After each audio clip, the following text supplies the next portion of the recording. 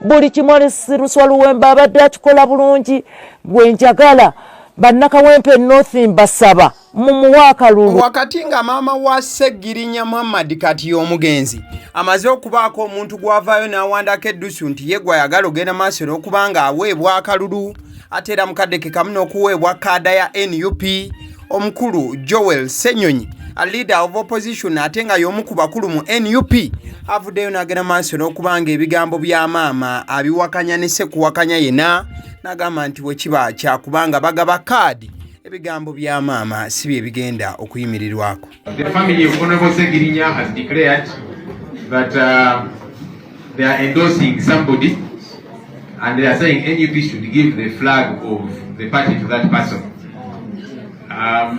As a party, we are going to follow our processes. The same processes we followed to eventually get Honorable Ssegirinya to be our flag bearer are the processes that we are going to follow to that effect. Ebigambo by'owulidde bya leader of opposition omukulu Joel Ssenyonyi mu bigambo bye byabadde ayogera mu lulimi olufuutifuuti oba olulimi olungereza agambye nti tebagenda kubanga bayimirira ku kigambo kya maama okubeera nga balonda muntu ki okubanga bagenda kubanga bawa kaada eya National Unity Platform esaidi z'ekawempe North ekifo ekibadde kituddemu Honorable Muhammad Ssegirinya nga MP bagamba nti ebigambo bya maama byagamba nti babeeko gwe bawa. In fact gwe bawa yoyo gayi gwolaba mu kasaaka walina omugenzi Honorable Ssegirinya gayo yamanyiddwa nga Alex Luwemba Lwesaalirwa abadde personal assistant wa Honorable Ssegirinya era yabadde ng'atula mu yafisi nebanga we lubadde lumubalira embirizi yabadde omuyambi we. Kati tusooka tuyimirireko tuveewo ebifaananyi bye ŋŋenda okuzzaako bifaananyi ebikulaga engeri Sauda Madaada gyabadde close ennyo ne Honorable Ssegirinya era nga bano babadde bakyali nnyo nnyini ddala.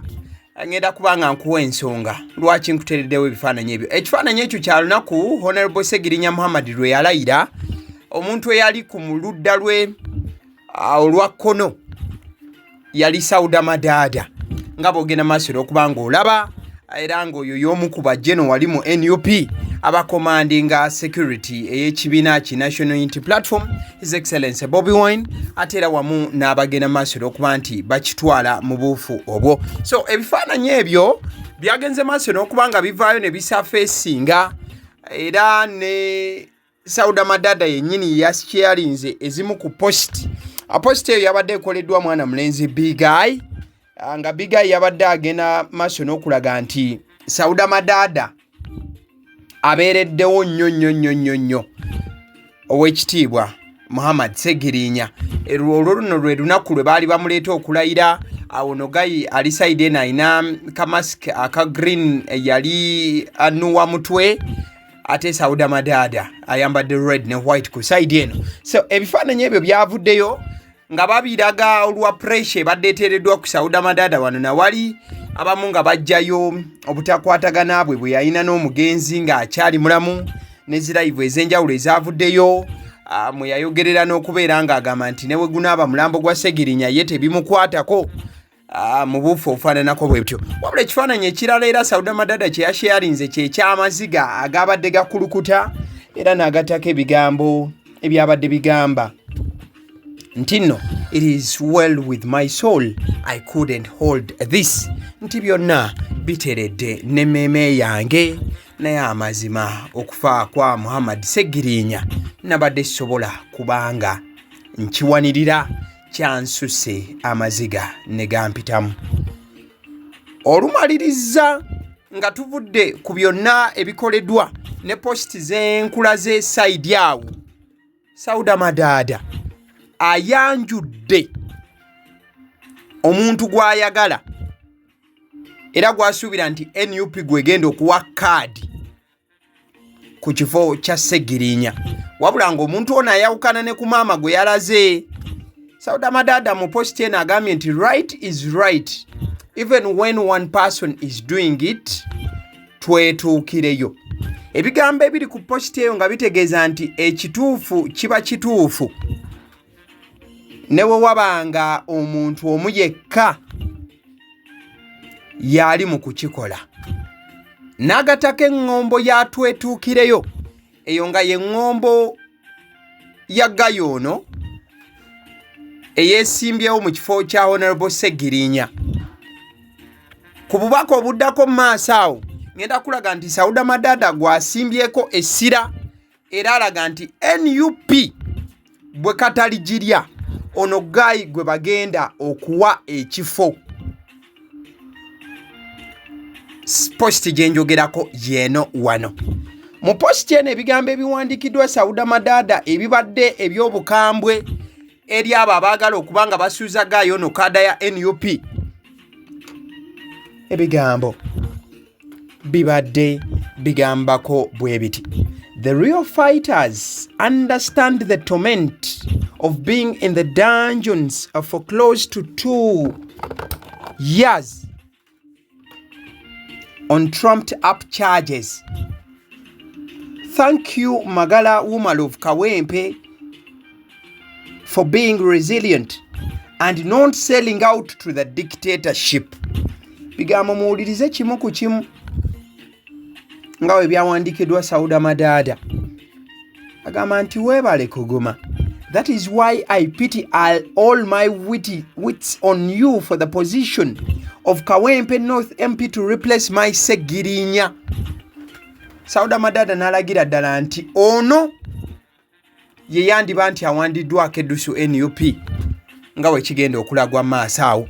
Era n'ebifaananyi Sauda Madaada bye yataddeyo bye bifaananyi nga Gayono ali ne His Excellency Bobi Wine omukulembeze w'ekibiina ki National Unity Platform. Era ebifaananyi ku vidiyo eno mbitaddeko ne Sauda Madaada bye yakozesezza. Era namaliza ne hashtag egamba lwana Ssegirinya lwana. Ebigambo tubiddemu tubiyitemu wadde bibadde mu lulimi Lungereza tubize mu Luganda. Sauda Madaada yagambye nti abalwanyi abaddala beba abategeera okutulugunyizibwa okubeerawo ng'omuntu asuuliddwa wala eyo mu mbeera ey'akazigizigi oba embi okumala emyaka 2 ku misango egiba gimujwetekeddwako. Nkwebaza Magala Umar ow'Ekawempe olw'okubeera nti oli musajja eyalemerako ate n'oteetunda mu mikono gy'abadikiteeta. Weebale kuguma.